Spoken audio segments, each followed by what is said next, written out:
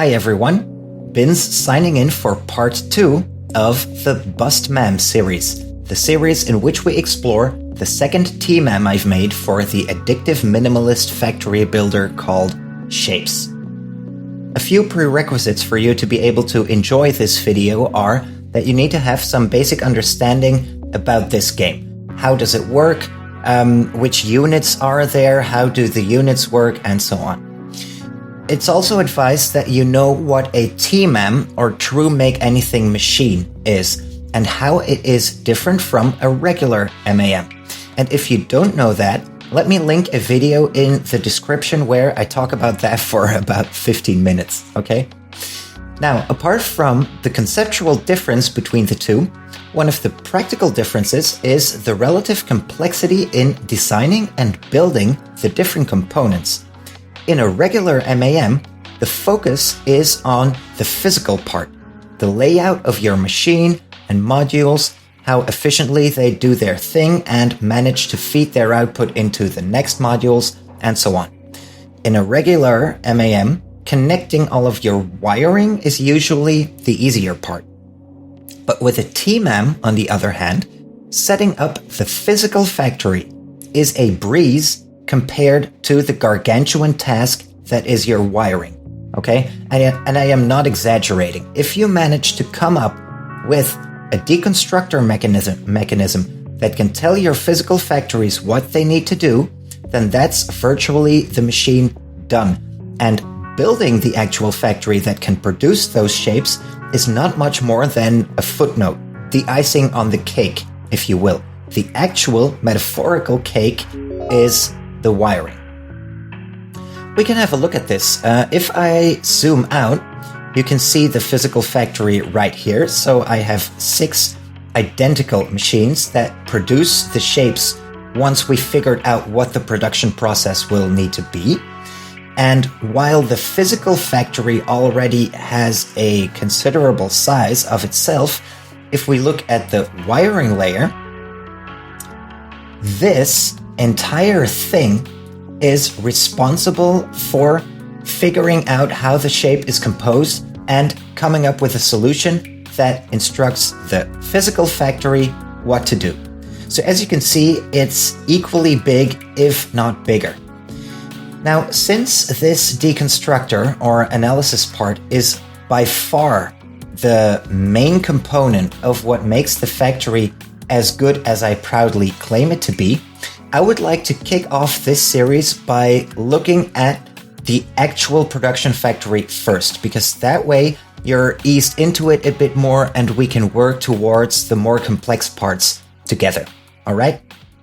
Now, for those who don't know yet, I would like to do a quick recap of what the so-called 5-piece approach is. So every shape can be composed out of or deconstructed into 4 pieces plus an optional 5th layer.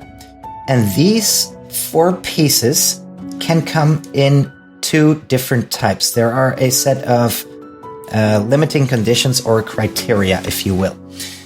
One type is a flat piece, and this can be this piece, for example. So a flat piece can consist of 1 up to 4 quadrants, and all of these quadrants are located on 1 layer. That is the first scenario. And the second scenario is a floating piece. And a floating piece, an example of a floating piece is this one. It can also consist of 1 up to 4 quadrants. However, there is only 1 quadrant per layer, and all of the quadrants are strictly located on 1/2 of the shape. In this case, it's the right half. Could obviously also be the left half, the top half, or the bottom half. But with a combination of 4 pieces that adhere to one of these 2 groups, plus optionally a 5th layer, you can construct any possible shape. Now, the 5th layer in my case is a single uncolored circle. If you don't know about the concept of 5th layer stacking, I would recommend that you read up on that first, because I will not go into detail about what fifth layer stacking is exactly. Okay, but this is what it comes down to. So today I want to have a look with you at the physical part of the factory. So a good place to start is the input lines. Now, I said in my previous video that I am working with item spawners, even though I am usually not very much in favor of them. The reason I decided to do it was performance. I am currently at a frame rate of 8 frames per second, which is already incredibly low. This number is being brought down also by the fact that I am using screen recording software, which has an impact. And if I were to connect all of the inputs from physical extraction points, then that would drop the frame rate even more. So that's the main reason I decided to use it. The second reason is, I guess, laziness. You know, it's just easier to have these right here.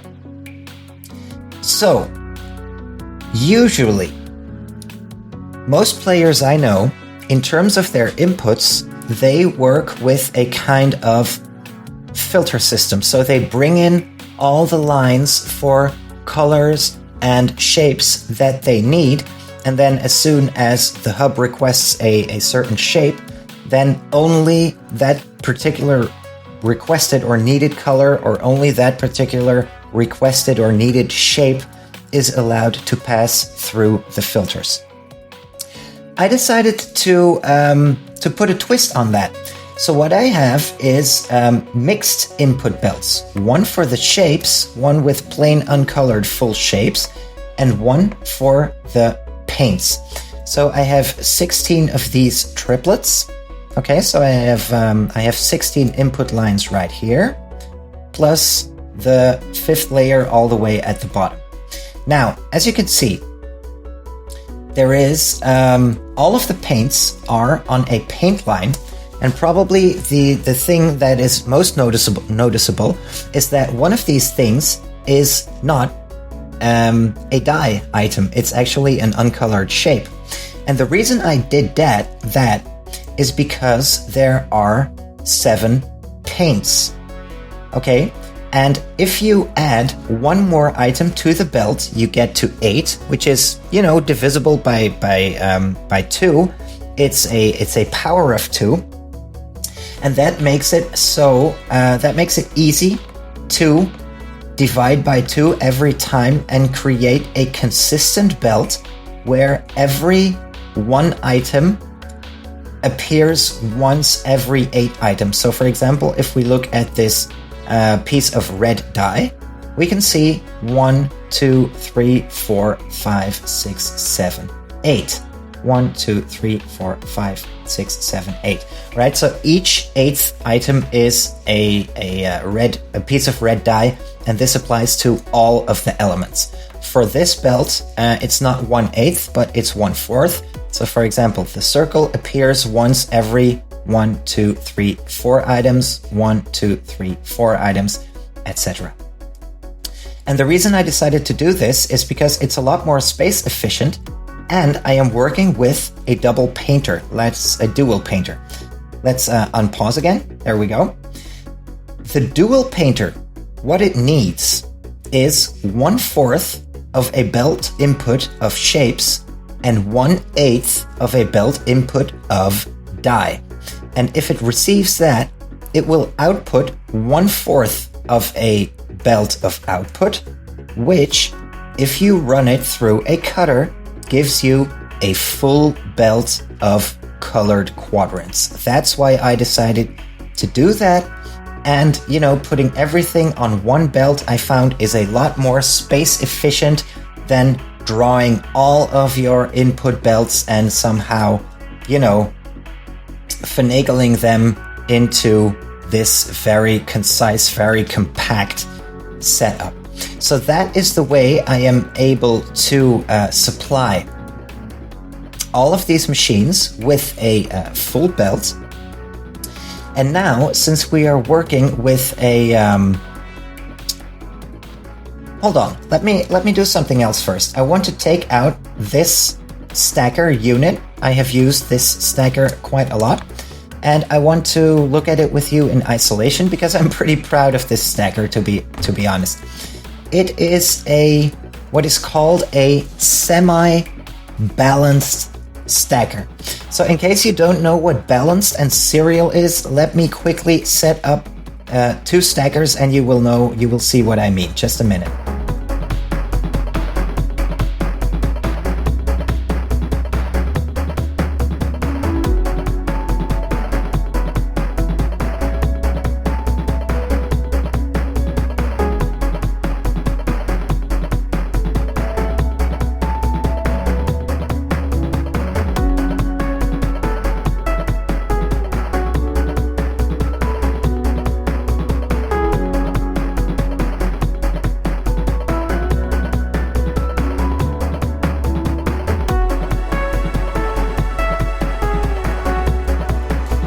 Alright, so here we go. Maybe I should have prepared this, but I forgot.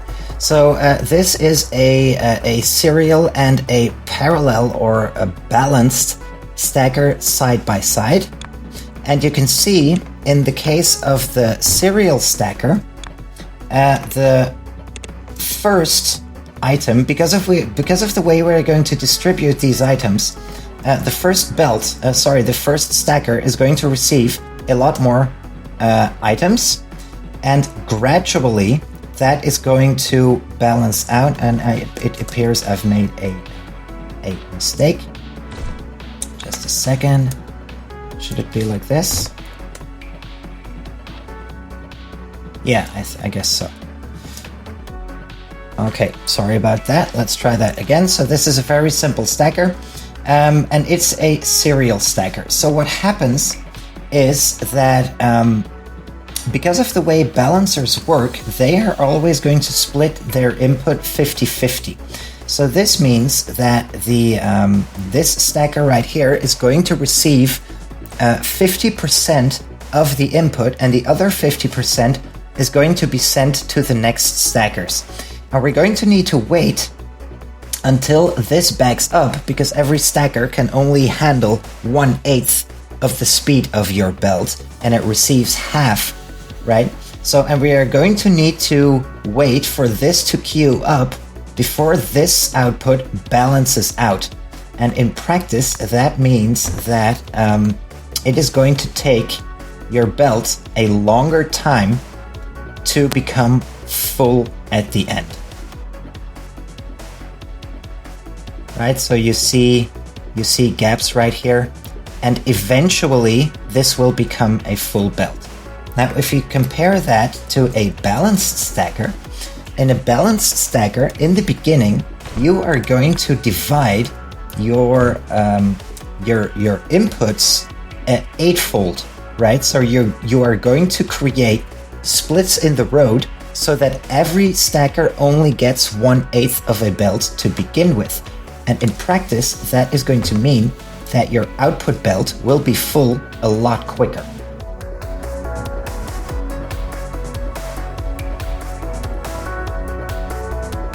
See, there we go. We already have the full output belt. Now, a disadvantage of that is that these designs are usually bulkier. And, well, the advantage of this one is that it's slimmer, but obviously it is not balanced, right? So it is a bit slower. Now, this was a long introduction to get to this machine, this stacker array. I'm very proud of it. It is super slender, right? It is only 4 cells high. It is capable of dealing with missing quadrants, right? So it has a bypass module, and it is semi-balanced. The bottom line is serial, like in this machine, and the top line is balanced, like in this machine. Now let me show you the magic. Let me get the wiring connected for this one, and then let me show you the magic.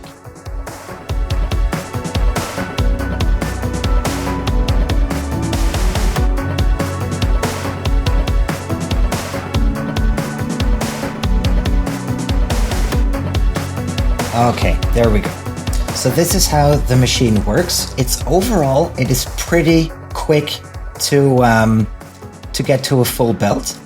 Not as quick as a completely balanced stacker, I guess, but it is only 4 cells high and it does its thing fairly quickly.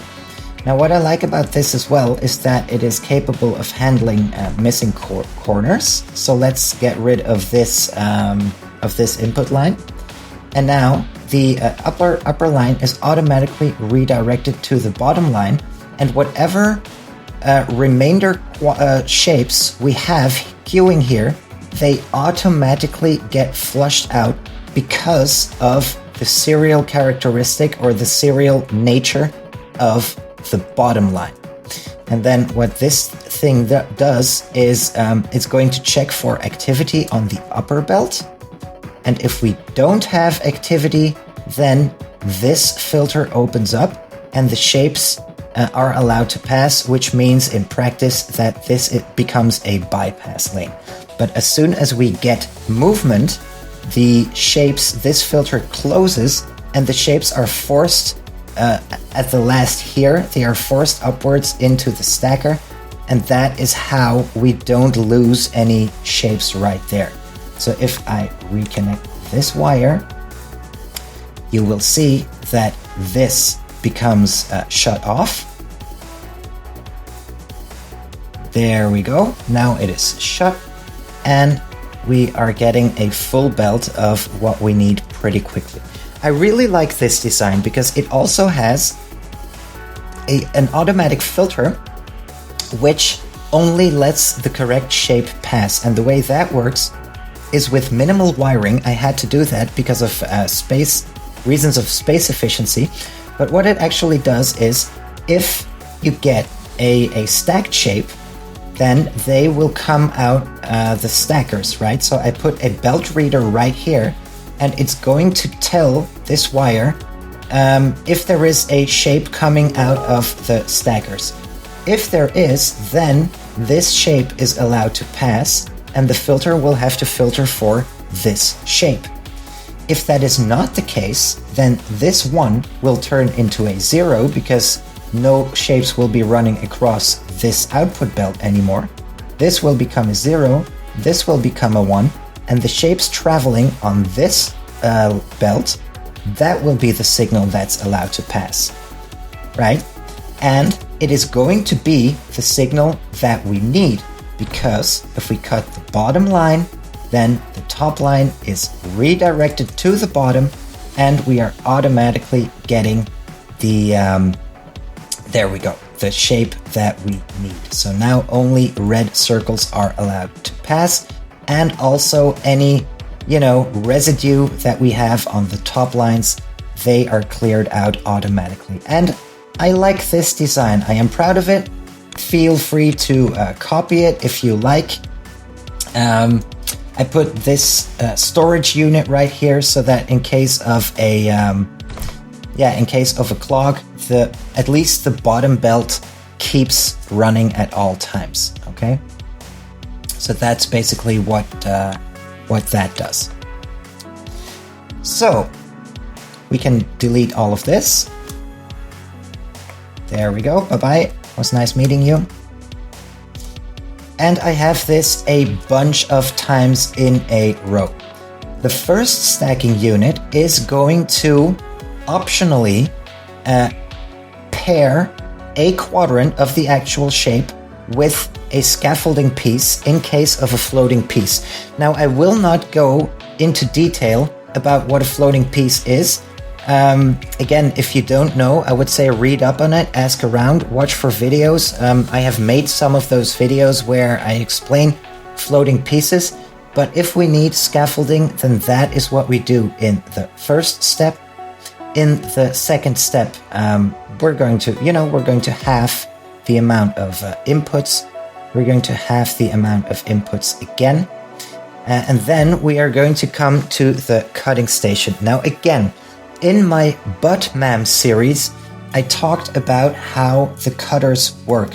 So I have an entire mechanism right here, which thanks to the wiring is going to determine how I need to cut, if at all, how I need to cut and rotate these shapes, and then they are going to be either passed onwards, they're going to bypass the cutters, or they are going to be cut in half as to remove the scaffolding for floating pieces.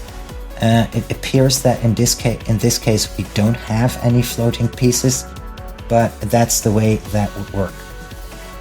So I get these 4 pieces right here. They get output right here. And then the fifth layer is always present, because as soon as you have a 4th piece, you can also stack a 5th layer on top. This is always a given. And that is why I decided to not even filter much. So as soon as we have a 4th piece coming from this belt, it is automatically going to be stacked together with a 5th layer. That's how that works.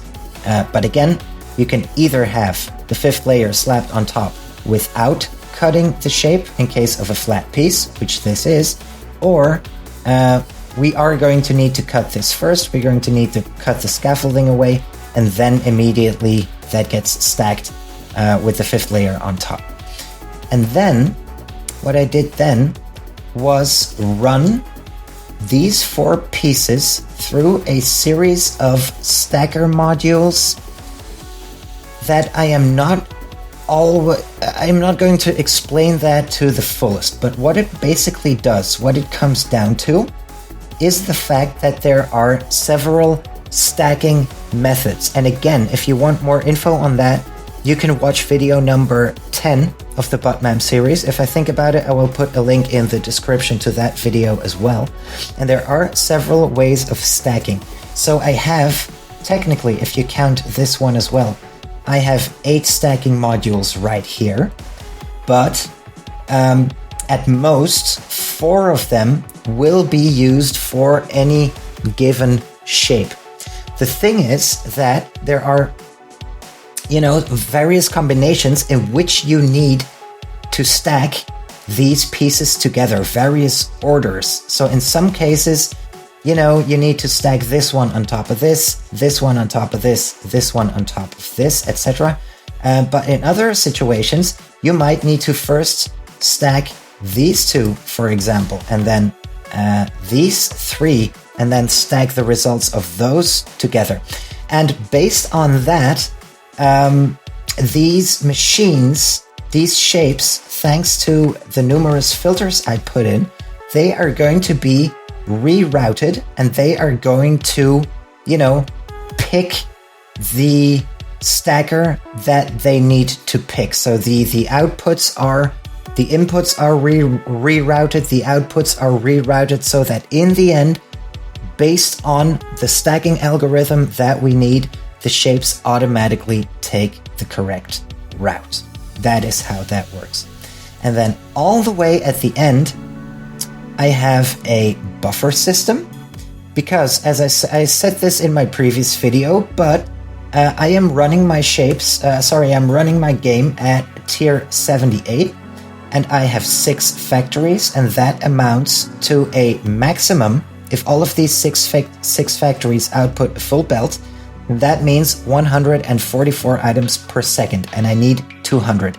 So what I did was I devised a buffer mechanism at the end here, and I want to give a shout out to Skimnerfi, who helped me with this. Basically, the way this buffer mechanism works is this line right here. This line is the absolute key to the entire process. Because we have belt splitters right here, this thing works kind of like a binary counter almost, right? So whenever a shape passes through this filter, right, half of the shapes are going to be redirected here, and the other half may pass. A 4th may continue, an 8th may continue, a 16th may continue, and so on. And this is going to make sure that, a lot of shapes are going to pass through this corridor before any one of them reaches this belt reader. And this belt reader is going to trigger the filters, and that is how the release mechanism functions. Now, in later videos, we are going to have a more detailed look at the wiring. This is essentially what I wanted to talk about today. So this is the physical part of the machine. As I said, by far the easiest part. I still tried to make it as efficient as I could. And then in later videos, we are going to have a look at the really hard part of this machine, which is the wiring layers. So I want to thank you for watching. I hope you had fun. I hope you learned something new. And even if you didn't, I hope you found this video entertaining. And I also hope to see you again in part 3. I am signing off. Have a lovely day. Take care. Bye-bye.